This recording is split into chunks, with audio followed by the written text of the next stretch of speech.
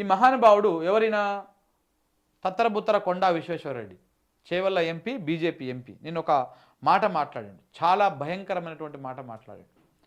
ఆ మాటని పెద్దగా ఎవరు సీరియస్గా తీసుకుంటలేరు, కానీ దీని వెనకాల ఏదో కుట్రకోణం ఉన్నది, ఏదో కుట్రకోణం ఉన్నది. ఆ కుట్రకోణం ఏంటిదో కూడా మీకు చెప్పేటువంటి ప్రయత్నం చేస్తా. ఇప్పుడు నేను ఆల్రెడీ నిన్న చెప్పిన మనం ఒక వీడియోలో, మళ్ళీ కూడా చెప్తా. ఇప్పటికే బీజేపీకి సంబంధించినటువంటి నాయకులు ఏం మాట్లాడుతున్నారో, ఎందుకు మాట్లాడుతున్నారో, ఎట్లా మాట్లాడుతున్నారో అర్థం కావట్లేదు. ఇప్పుడు ఆయన నిన్న ఏం మాట్లాడుతున్నాడు? వరి అంట సాగు చేయొద్దంట తెలంగాణ రాష్ట్రంలో, అవసరం లేదంట. దానికి ఒక సిల్లీ రీజన్ చెప్తున్నాడు.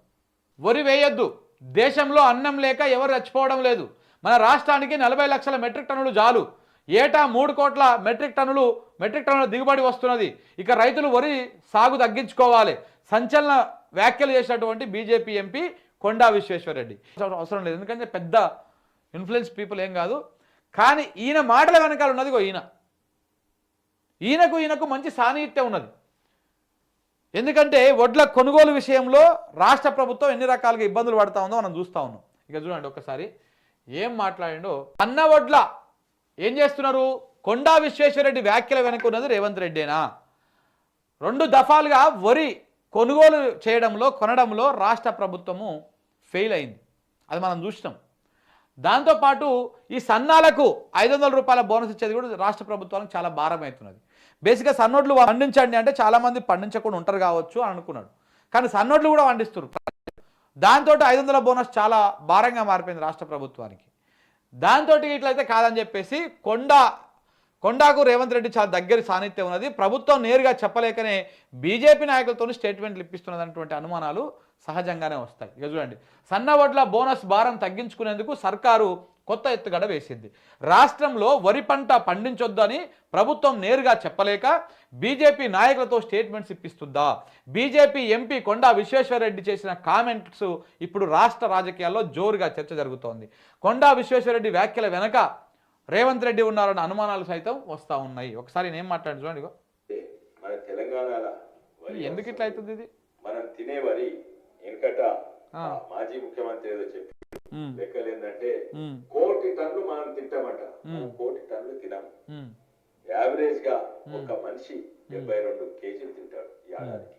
ఒక మనిషి అంటే యావరేజ్ గా, చిన్నపిల్లలు తక్కువ తింటారు, ముసలు తక్కువ తింటారు, లేబర్ పని చేస్తారు, యావరేజ్ గా 72 కేజీలు.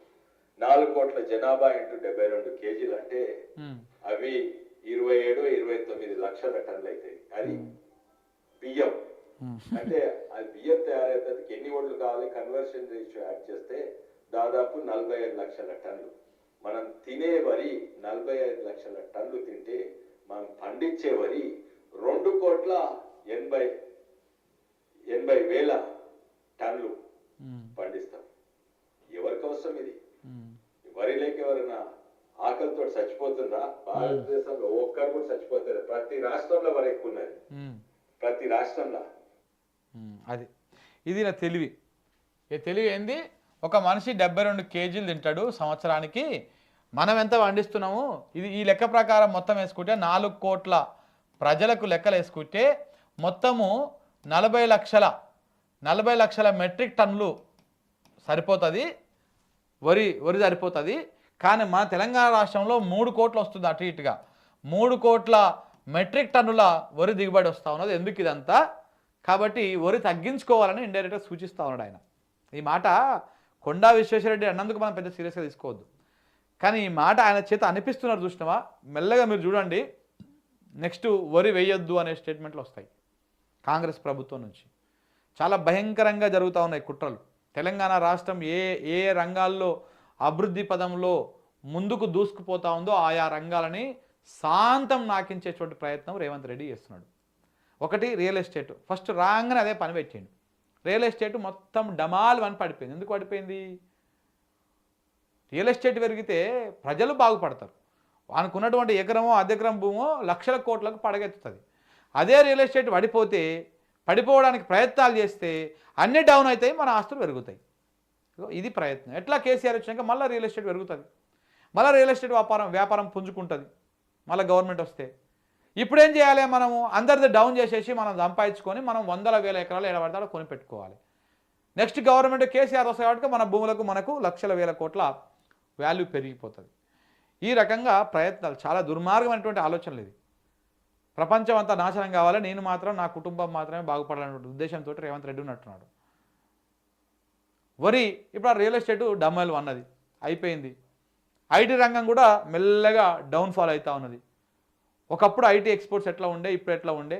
ఒకప్పుడు ఆఫీస్ స్పేస్ లీజులు మన రాష్ట్రం, మన హైదరాబాదు సిటీ ఏ స్టేజ్లో ఉండే, ఇప్పుడు ఎట్లా ఉన్నది, ఏ ర్యాంకులో ఉన్నది, ఇవన్నీ కూడా డౌన్ అవుతా ఉన్నాయి. ఇప్పుడు వ్యవసాయం పంజాబ్ తోటి మిగతా రాష్ట్రాలతోటి పోటీ పడి మరి మనం అగ్రికల్చర్లో ముందుకు పోతా ఉన్నాం. వరి దిగుబడిలో దేశంలోనే నెంబర్ 1 స్థానంలో మనము వరిని దిగుబడి చేస్తూ ఉన్నాం, పండిస్తూ ఉన్నాం.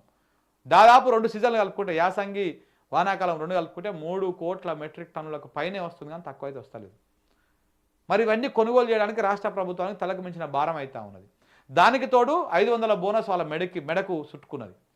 సన్నాలు వేస్తే 500 బోనస్ అన్నారు. ఇప్పుడు సన్నాలు వీళ్ళు చెప్పిరని చెప్పేసి ప్రతి దగ్గర సన్నాలు వేస్తూ ఉన్నారు, పోతే పోయిందని చెప్పేసి. సన్నాలకు 500 బోనస్ అంటే అది కూడా భారం అయిపోయింది. అందుకే ఒడ్లు కొనకుండా రకరకాల ఇబ్బందులు పడుతూ ఉంటారు రాష్ట్ర ప్రభుత్వం. చూడండి, ఇప్పటికీ వీళ్ళు వచ్చినాక దాదాపు ఇప్పుడు ఎప్పుడు వచ్చారు, యాసంగి 2024 యాసంగి పంట అప్పుడు వీళ్ళు అధికారంలోకి వచ్చారు. అప్పుడు కొనుగోలు చేయకుండా ఇబ్బంది పెట్టారు. 2024 వానాకాలం అప్పుడు కొనుగోలు చేయకుండా ఇబ్బందులు పెట్టారు. మొన్న యాసంగి 2025 యాసంగి కూడా వడ్లను కొనకుండా రకరకాల ఇబ్బందులు పెట్టి రైతులని. ఇప్పుడు మళ్ళా 2025 వానాకాలం వస్తుంది. అంటే 3 సీజన్లల్లో వీళ్ళ పంతనం ఎట్లా ఉందో, ఒడ్లు ఏ రకంగా కొనుగోలు చేసిరో ప్రత్యక్షంగా రైతులు అనుభవించారు. రాజకీయంగా వీళ్ళు రకరకాల స్టేట్మెంట్లు ఇవ్వచ్చును, కానీ ప్రత్యక్షంగా రైతులు అనుభవించారు. వీళ్ళకి చేత కాదు ఒడ్లు కొనుగోలు చేయడం. రైతులు పోయి కళ్ళాలల్లా నెలలు తరబడి 2 నెలలు 3 నెలలు పంట పండించడానికి 3-4 నెలలు పడితే ఆ పంట అమ్ముకోవడానికి 2-3 నెలలు పడుతుంది. ఆ స్థాయికి పోయిరనమాట. సో అలా కావడంతో ఇక ఇప్పుడు మెల్లగా వరినే తగ్గించేటువంటి కుట్ర జరుగుతూ ఉన్నది. దాంట్లో భాగంగానే బీజేపీ ఎంపీల చేత ఈ రకంగా స్టేట్మెంట్లు ఇప్పిస్తూ ఉన్నారు. ఇది ఏ రేవంత్ రెడ్డి ఎవరో ఇచ్చినట్టే అనుకోవాలి మనం. దీని వెనకాల ఎవరు లేరని మనం అనుకుంటే అది పొరపాటు అవుతుంది. మీరు రేపు చూడండి, మెల్లగా ఇదే పాట వాడతారు కాంగ్రెస్ వాళ్ళు. మనం కనుక అప్రమత్తంగా లేకపోతే వీళ్ళు ఆగం చేసుకుంటూ పోతారు. సో కాబట్టి 3 కోట్లు వస్తున్నది, మనకు కావాల్సిన 40 లక్షలే, మిగతా అంత ఎందుకు మనకు అవసరం లేదు, మనం వరి వండించొద్దు అని చెప్తా ఉన్నాడు కొండా విశ్వేశ్వరరెడ్డి. ఆయనకు తెలివి ఉందో లేదో తెలియదు. మరి అందరికీ అన్నమే దొరికినప్పుడు, అందరికీ అది దొరికినప్పుడు, అందరికీ అన్ని రకాలుగా దొరికినప్పుడు మరి హంగర్ ఇండెక్స్లో మరి 105వ ర్యాంక్ ఎందుకు ఉంది? 125 దేశాలల్లా, 127 దేశాలల్లా 105వ ర్యాంక్ ఎట్లా వస్తుంది మనకు? ఇప్పటికీ ఆహారం దొరకక చనిపోతున్న వాళ్ళ సంఖ్య పెరుగుతూ ఉన్నది దేశంలో. ఏ రకంగా పెరుగుతూ ఉన్నది? కాబట్టి ఇవన్నీ తలకమాసినటువంటి వ్యవహారం. ఆయనకు తెలివి లేదు. ఆయన చెప్పేది రేషన్ లెక్క, రేషన్ షాపులలో ఇచ్చేటువంటి లెక్క. ఈ రకంగా తయారయ్యారన్నమాట వీళ్ళు. సో కాబట్టి ఇది కొంత ఆలోచన చేయాల్సినటువంటి అవసరం కూడా ఉన్నది మిత్రులారా. ఇగో ఇక్కడ ఏం మాట్లాడాడు కాంగ్రెస్ బీజేపీ. అదైతే వాస్తవమే. నాకు రేవంత్ రెడ్డి గారికి ధన్యవాదాలు చెప్పే అవసరం ఉంది. నిజంగానే ఒక డమ్మీ క్యాండిడేట్ పెట్టింది రేవంత్ రెడ్డి గారు. నాకు ఓ వరం ఇచ్చినట్టు కాంగ్రెస్ పార్టీ సునీతా మహేందర్ రెడ్డి గారిని ఆల్మోస్ట్ ప్రకటించింది. అది టఫ్ ఉంటుండే, కానీ ఆవిడ ఉంటేనే టఫ్ ఉండేది. ఎందుకంటే వాళ్ళకు అయిపోయిందా? రేవంత్ రెడ్డి, కొండా విశ్వేశ్వరరెడ్డి ఒక్కటే. మనం రాసినటువంటి అనుమానంలో రాసిన దాంట్లో ఏం డౌట్ లేదు. కొండాకు రేవంత్ రెడ్డి దగ్గరి సాన్నిహిత్యం ఉన్నది. వీళ్ళిద్దరు ఒకటే. ఈయనని గెలిపించడం కోసమే రేవంత్ రెడ్డి సునీతా మహేందర్ రెడ్డిని మల్కాజ్గిరికి పంపించిండు. ఇక్కడ ఒక డమ్మీ క్యాండిడేట్కు టికెట్ ఇచ్చిండు బీఆర్ఎస్కి తీసుకొచ్చి. అక్కడ సునీతా మహేందర్ రెడ్డి నాన్ లోకల్ పోయి పోటీ చేయడం వల్ల ఈటల రాజేందర్ గారికి ప్లస్ అయింది. ఇక్కడ కొండా విశ్వేశ్వరరెడ్డికి ప్లస్ అయింది. 2 సీట్లు గెలవడానికి ఒక్క దెబ్బకు 2 సీట్లు గెలిపించిండు రేవంత్ రెడ్డి బీజేపీని. సో కాబట్టి బీజేపీతో కొన్ని స్టేట్మెంట్లు ఇప్పిస్తా ఉన్నాడు. జై తెలంగాణ అనొద్దని మన రాకేష్ రెడ్డితో ఇప్పిస్తాడు, ఇక్కడనేమో ఈయనతో ఇప్పిస్తాడు. ఇట్లాంటివన్నీ కూడా తెలంగాణ సమాజం అర్థం చేసుకోవాలి.